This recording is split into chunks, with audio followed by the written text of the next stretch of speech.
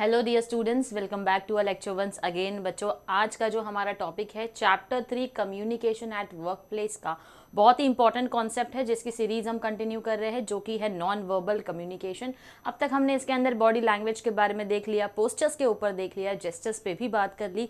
आज हम डिटेल में समझेंगे हमारे फेशियल एक्सप्रेशंस के बारे में, किस तरीके से हमारे जो फेशियल एक्सप्रेशंस होते हैं, फेस जो हमारा बॉडी का सबसे ज़्यादा एक्सप्रेसिव पार्ट होता है, क्योंकि चेहरे के ऊपर हर एक फीलिंग जो है वो दिखकर आ जाती है। तो किस तरीके से ये एक्सप्रेसिव पार्ट जो हमारी बॉडी का है वो कैसे नॉन वर्बल कम्युनिकेशन के जरिए अपने मैसेज को सामने वाले तक पहुंचाता है, इसको हम डिटेल में समझेंगे आज के लेक्चर में। तो आइए शुरुआत करते हैं आज के हमारे लेक्चर के साथ, जो कि फेशियल एक्सप्रेशन के ऊपर है। अब यहाँ पर बच्चों हम देखेंगे कि फेस के जरिए जो एक्सप्रेशंस यहाँ पर बनाए जा रहे हैं, दिए जा रहे हैं, उसके थ्रू हमको जो है कई सारे मैसेजेस मिलते हैं। जैसे कि हम देख सकते हैं यहाँ पर कोई हैप्पी है, कोई सैड है, कोई गुस्से में है, कोई नर्वस है, कोई एक्साइटेड है, कोई सरप्राइज्ड है। तो हर तरीके का एक्सप्रेशन जो है हमारे फेस के ऊपर जब होता है तो हमें सामने वाले से एक मैसेज मिल जाता है बिना शब्दों का इस्तेमाल किए। ये जो लुक है बड़ा ही कन्फ्यूजन वाला लुक है। अगर आपको लेक्चर में जैसे कोई बात अगर समझ में नहीं आ रही हो तो यूजुअली ये बच्चों के एक्सप्रेशंस होते हैं। अगर लेक्चर बहुत देर तक चल रहा होगा तो ये बच्चों के एक्सप्रेशन होते हैं। अगर आज लेक्चर में स्कूल में जब पता चलता है आज हमारे मैथ्स टीचर नहीं आए हैं तो ये हमारे एक्सप्रेशन होते हैं। गुस्सा हमें तब आता है जब पीटी का पीरियड जो होता है, फिजिकल ट्रेनिंग का जो स्पोर्ट्स के लिए होता है, वो लेक्चर भी मैथ्स वाले ले ले तो ये हमारा एक्सप्रेशन होता है। फिर आते हैं हमारा सरप्राइज वाला एक्सप्रेशन। अब सरप्राइज जो देखो बच्चों, हो सकता है जो पीटी वाला लेक्चर है वो मैथ्स टीचर ने ले लिया तो आपके लिए एक सरप्राइज भी हो सकता है। तो सबसे पहले वो सरप्राइजिंग वाला लुक जो है ना वो हम देते हैं, बस वही ये एक्सप्रेशन है। और हैप्पीनेस, जहाँ पर आज हमारे मैथ्स के टीचर स्कूल में नहीं आए हैं, तो ये कहीं ना कहीं हमारे चेहरे पर दिखाई दे देता है हमारे एक्सप्रेशन के ज़रिए। तो इसी के साथ बच्चों एक्सप्रेशन के बारे में हम थोड़ा डिटेल में पढ़ते हैं।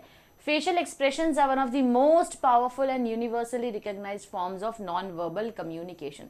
सबसे ज़्यादा पावरफुल और non-verbal form of communication है हमारा facial expression. They involve the movement and arrangement of facial muscles to convey various emotion, thoughts and intentions. तो हमारे चेहरे के जो भी मूवमेंट होते हैं, हमारे जो स्किन, हमारे जो फेस के मसल्स होते हैं, when we smile, right, when we are angry, when we are excited, हमारे फेस के जो मसल्स होते हैं ना वो भी एक्सप्रेशन देने में उतनी ही हमारी मदद करते हैं। इसी के ज़रिए हमारे थॉट्स, इमोशंस, इंटेंशंस जो है वो हमारे चेहरे के ज़रिए दिखाई देते हैं। अ face is like a book in which you can read a lot. चेहरा जो है वो किताब माना जाता है, क्योंकि इससे हम इंसान की कई सारी बातों को समझ सकते हैं, उसके बिना कहे बहुत सारी बातों को समझ सकते हैं। वो होता है चेहरे के ज़रिए। The meaning of a message is conveyed not only by words but also by the expression the communicator wears on his face. अब ये जो मैसेज देने की कोशिश कर रहा है तो ये हमारे चेहरे के जो एक्सप्रेशन है उसी के ज़रिए पता चल जाता है। भले मुंह पर तो आपके ना है कि और थोड़ा खा लो, हम ना बोल रहे हैं, नहीं, लेकिन फिर भी खाने की तरफ देख रहे हो लालच से, तो वो एक्सप्रेशन से हमको पता चल जाता है इस इंसान को खाना है फिर भी ना बोल रहा है, राइट। तो ये फेशियल एक्सप्रेशन के जरिए शब्द भले आप कुछ भी इस्तेमाल करो, लेकिन जो आपके एक्सप्रेशंस होते हैं वो एग्जैक्ट मैसेज जो है वो हमको कम्युनिकेट करते हैं। अब जैसे मैंने कहा, चेहरा जो है वो हमारे बॉडी का सबसे ज़्यादा एक्सप्रेसिव पार्ट है। इसीलिए एक्सप्रेसिव है क्योंकि हमारे सारे इमोशंस, फीलिंग्स जो है वो हमारे चेहरे पर दिखकर आ जाती है।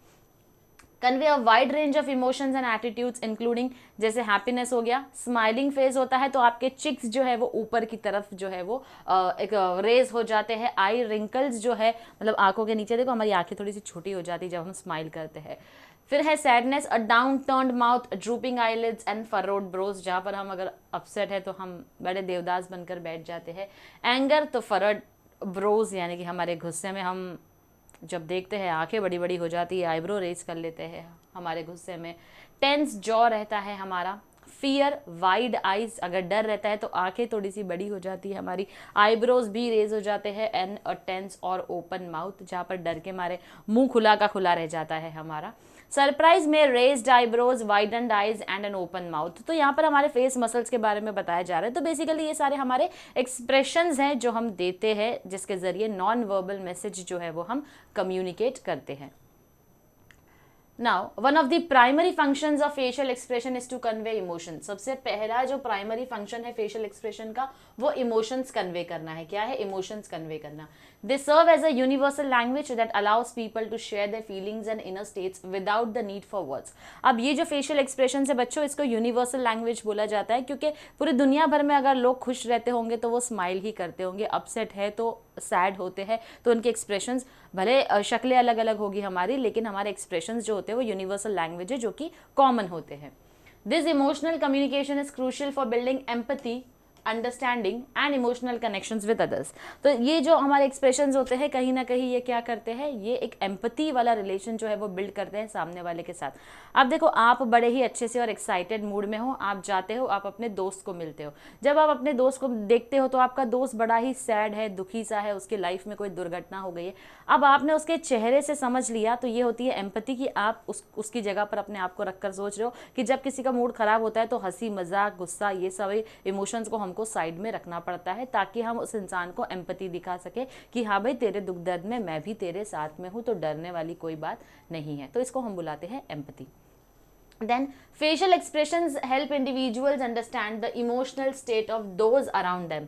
facial expression से हमको सामने वाले का emotional state पता चलता है। emotional state यानी कि फेस से ही पता चलता है वो गुस्से में है, ज़्यादा खुश है, दुखी है, एक्साइटेड है, नर्वस है, तो उसके एक्सप्रेशन से हम ये emotional state पता लगा सकते हैं। Recognizing and interpreting these expressions is essential for empathy and responding appropriately to the emotional needs of the others. अब ये जो expressions है ये इसको recognize करना और इसको interpret करना, इसको सही से समझना कि वाकई में अगर कोई इंसान बैठा है, upset बैठा है, तो हम उसके facial expressions के जरिए उसको समझ रहे हैं और समझने के बाद हम empathy दिखा रहे हैं ताकि exact जो message हमको convey होता है उसकी जो भी emotional need है उसको हम fulfill कर पा रहे हैं। अगर वो दुखी है तो कोई भी इंसान दुख में यही चाहता है कि हमारे साथ कोई हमारा दुख बांट ले, अगर कोई खुश है तो चाहता है कि हमारी न्यूज़ हम किसी के साथ में शेयर कर ले। इसी तरह से जब कोई गुस्सा होता है तो चाहता है कि थोड़ा वक्त हमको शांति से बैठने दो, या फिर कोई ऐसा इंसान हो कि मैं क्यों गुस्सा हूँ, मुझसे गुस्से का रीज़न जो है वो जान ले। तो ये फेशियल एक्सप्रेशंस के जरिए कई सारे मैसेज हमको कन्वे हो जाते हैं। Facial expressions play a significant role in social interaction by signaling engagement, interest and attentiveness. Facial expression एक बहुत ही important role play करता है social interaction के लिए, जिसके ज़रिए हम क्या करते हैं, एंगेजमेंट यानी कि हम आपस में लोगों से मिलजुल रहे हैं, उनके एक्सप्रेशंस के ज़रिए समझते हैं। कई लोगों के एक्सप्रेशंस के ज़रिए समझ में आ जाता है कि ये इंसान बात करने में इंटरेस्टेड है या नहीं इंटरेस्टेड है। उनके इंटरेस्ट को पहचान पाते हैं और उसी के साथ साथ अटेंटिव भी होते हैं। जब हमारा लेक्चर चलता है क्लासरूम में, बच्चे जब ध्यान देते हैं, सुन रहे होते हैं, फेशियल एक्सप्रेशन से हमको पता चलता है कि बच्चे हमारे अटेंटिव है या नहीं है हमारी तरफ। इसी तरीके से हमारा इंटरेक्शन जो है वो और ज़्यादा मजबूत होता है। Maintaining appropriate facial expressions during conversations helps convey interest and respect for others. अगर आपने सही तरीके से facial expressions को maintain किया conversation के टाइम पर या interaction के टाइम पर, कहीं ना कहीं इससे एक interest और respect जो है सामने वाले के लिए वो दिखाई देता है। सबसे पहली चीज़, आप जब भी किसी से बात करेंगे तो आप आई कॉन्टैक्ट मेंटेन करके बात करेंगे, या अगर कोई आपसे बात कर रहा है तो आप आई कांटेक्ट जो है वो बनाकर बात करेंगे। आप अपने हेड को नॉड कर रहे हो, आप उनकी बातों को ध्यान से सुन रहे हो। तो ये सारे एक्सप्रेशंस हमारे चेहरे पर उस वक्त जो होते हैं ये बताते हैं कि सामने वाला कितना अटेंटिव है और कितना इंटरेस्टेड है हमारी बात सुनने में। अगर मैं आपसे बात कर रही हूँ, आप यहाँ वहाँ देख रहे हो, तो मुझे समझ में आ जाएगा कि that you are not interested in my talks. इसी के साथ साथ अगर आप अपने फ़ोन में लगे हो सकता है ऐसा नहीं कि आप इंटरेस्टेड नहीं हो, लेकिन आपके फ़ोन में जो आप काम कर रहे हो सकता है वो काम मेरी बातों से ज़्यादा इंपॉर्टेंट होगा आपके लिए, तो नेक्स्ट टाइम मैं अपने इमोशंस फीलिंग्स आपके साथ शेयर नहीं करूँगी। तो इस तरीके से फेशियल एक्सप्रेशंस के जरिए हम इंटरेस्ट और अटेंटिवनेस का भी पता लगा सकते हैं। People often use facial expressions to detect deception. अब याद रखना, जो धोखेबाज होते हैं ना, बस उनके चेहरे से ही आप पहचान सकते हो कि ये कितने बड़े धोखेबाज हैं, क्योंकि जो धोखेबाज होते हैं वो कभी आपसे आई कांटेक्ट नहीं करते हैं, नज़रें नहीं मिलाते हैं। आप बातें भी करोगे तो आपकी बात में इंटरेस्ट इतना नहीं दिखाओगे। तो ये जो लोग होते हैं धोखा देने वाले लोगों में से होते हैं। तो डिसेप्शन का पता लगाने के लिए ये इंसान जो बोल रहा है सही बोल रहा है, गलत बोल रहा है, झूठ बोल रहा है, ये डिसेप्शन का पता लगाने के लिए फेशियल एक्सप्रेशंस बहुत ही इंपॉर्टेंट रोल प्ले करते हैं। Now, in some cases, micro expressions can give clues when someone is trying to conceal their true feelings. अगर कोई अपनी feelings को छुपा रहा है तो माइक्रो एक्सप्रेशन से हमको पता चलता है। Involuntary facial expressions that reveal true emotions. छोटे छोटे एक्सप्रेशंस ऐसे होते हैं जहाँ पर आंखें कोई चुरा रहा है आपसे, नजरें चुरा रहा है, तो डेफिनेटली वो क्या कर रहा है, आपसे कुछ ना कुछ सच छुपाने की कोशिश कर रहा है। इसको हम बुलाते हैं micro expression. Now, facial expression can also convey information about a person's physical health and wellbeing. Facial expression से इन्फॉर्मेशन कन्वे होती है एक इंसान की फिजिकल हेल्थ और वेलबींग के बारे में। जैसे कि अगर किसी के चेहरे पर बहुत ज़्यादा डार्क सर्कल्स आ जाते हैं तो पता चलता है कि हाँ भाई ये इंसान की नींद हर वक्त पूरी नहीं होती है। स्किन बहुत ज़्यादा पेल हो गई है तो पता चलता है फिजिकल हेल्थ या कंडीशन जो है उस इंसान की ठीक नहीं है। Strained expression can indicate fatigue और इलनेस। अगर चेहरे पर ही थकावट दिखाई दे रही है तो समझ में आ जाता है कि इंसान को कोई ना कोई बीमारी है, शायद इसीलिए इसका फेस जो है वो इतना डल लग रहा है। कई बार हमारे डेली लाइफ में भी होता है ना, हम किसी का फेस देखते हैं तो उनको बोलते हैं आज बड़ा डल लग रहा है, तो क्या बात हो गई, तबीयत ठीक नहीं है क्या, चेहरे से ऐसा लग रहा है, राइट। तो ये फेशियल एक्सप्रेशन से ही हमको उनकी फिजिकल हेल्थ और इलनेस के बारे में भी पता चलता है।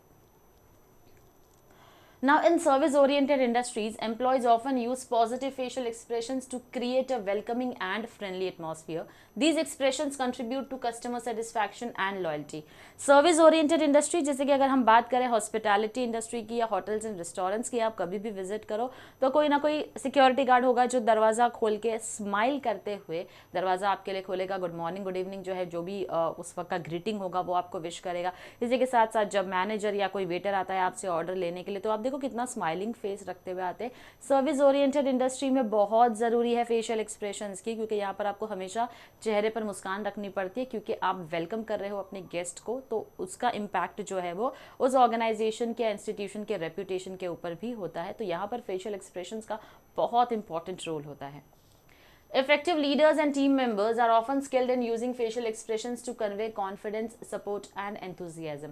तो जो अच्छे leaders और team members होते हैं ना, ये हमेशा facial expressions के जरिए बहुत important tool है। हमको ऐसा लगता है सिर्फ पढ़ाई में काम आ रहा है इसलिए हमको पढ़ लेना है, इतने सारे short notes के लिए पूछा जाएगा तो हमको इतने सारे pointers लिख लेना है, लेकिन याद रखना रियल लाइफ में भी इसका implication बहुत ज़रूरी होता है। कुछ पर्सनैलिटीज़ ऐसी होती है हमारे लाइफ में जिनसे हम बड़े जल्दी अट्रैक्ट होते हैं। वो अट्रैक्शन का रीज़न ही फेशियल एक्सप्रेशन होता है, क्योंकि वो जो भी कहते हैं उनके वर्ड्स और उनके एक्सप्रेशंस बड़े मैच होते हैं, राइट। तो इसी के लिए क्या होता है, हम बड़े ही फैन हो जाते हैं ऐसे इंसान के। ऐसे लोग बहुत कम होते हैं जो शब्दों के ज़रिए और बिना शब्दों के ज़रिए भी अपने चेहरे पर अपने उन्हीं वर्ड्स को मैच कर पाए और आपको वो एक्सप्रेशन के ज़रिए अपना मैसेज जो है वो कन्वे कर पाए। तो ऐसे बहुत ही कम लोग होते हैं। तो ये बहुत ही इंपॉर्टेंट एस्पेक्ट होता है, चाहे लीडर्स हो चाहे टीम मेंबर्स हो, हमेशा अपने एम्प्लॉयज़ को कॉन्फिडेंस और सपोर्ट और एंथुजियाज्म के लिए मोटिवेट करने के लिए अपने एक्सप्रेशंस के ज़रिए ही अपने एम्प्लॉयज़ तक ये मैसेज जो है वो कॉन्फिडेंस का, एंथुजियाज्म का या मोटिवेशन का पहुँचाते हैं। Maintaining a calm and open expression can de-escalate tense situation.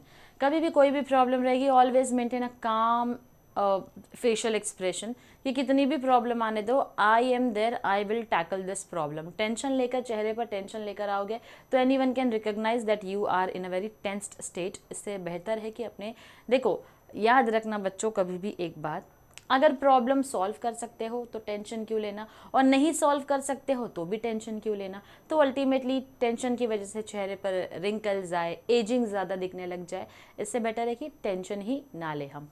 Okay, continuing with your last point, parents often rely on facial expressions to communicate with their children, especially with infants who may not understand spoken language. Smiles, frowns, other expressions help convey love, comfort and discipline.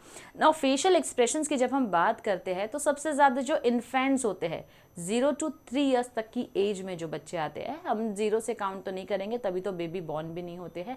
तो basically यहाँ पर जब बच्चे born हो जाते हैं, right from the first day till 3 years infant stage पर होते हैं, जहाँ पर इतने छोटे बच्चों को बोलना नहीं आता है, लैंग्वेज नहीं सीखते हैं। तो यहाँ पर बच्चे और पेरेंट का जो कनेक्शन बनता है ना बच्चों, ये ज़्यादातर नॉन वर्बल कम्युनिकेशन के ज़रिए ही बनता है। जब पेरेंट्स बच्चों को देखकर स्माइल कर रहे हैं, आंखें दिखा रहे हैं, कभी थोड़ा बहुत भी बोलना सीख लिया, कभी कोई गलत शब्द का इस्तेमाल कर लिया तो वहाँ पर उनको आंखें दिखा दिया डराने के लिए।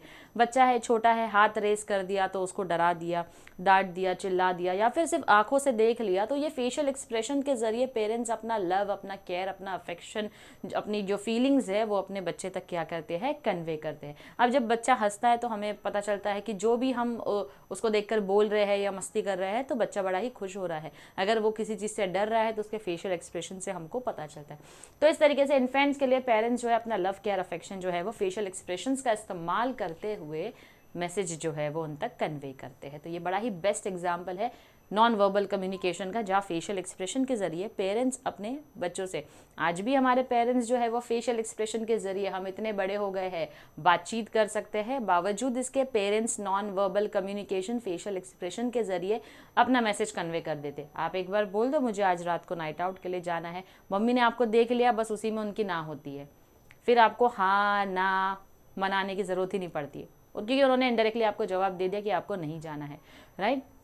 Okay, now with this we have completed facial expression. Now coming to the further topic, again a very interesting topic which is about dressing and grooming. Dressing and grooming basically यहाँ बात होती है कपड़ों की। अब आप बोलोगे कपड़े भी कोई मैसेज कन्वे करते हैं क्या, कपड़े भी बातचीत करने का जरिया होता है क्या? बिल्कुल होता है।